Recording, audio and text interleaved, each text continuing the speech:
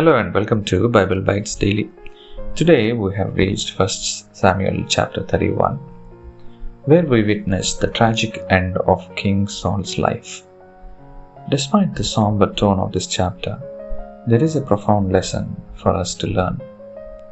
Trusting in God's sovereignty, even in the face of defeat. As we dive into the chapter, we see King Saul and his sons facing the Philistine army in battle.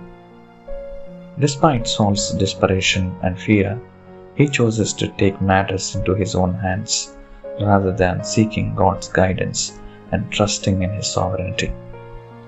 In a tragic turn of events, Saul is mortally wounded in battle and his sons are killed alongside him.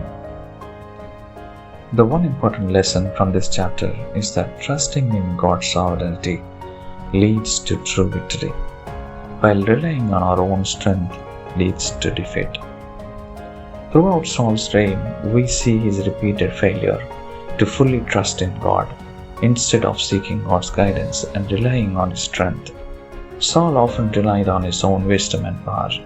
In the end, this reliance on self ultimately led to his downfall. However, amidst the tragedy of Saul's death, we also see God's sovereignty at work. Despite Saul's shortcomings, God remained faithful to his promises and his people.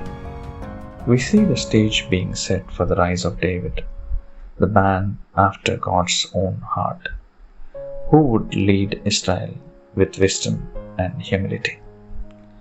The lesson for us is clear. In times of uncertainty and defeat, we must trust in God's sovereignty.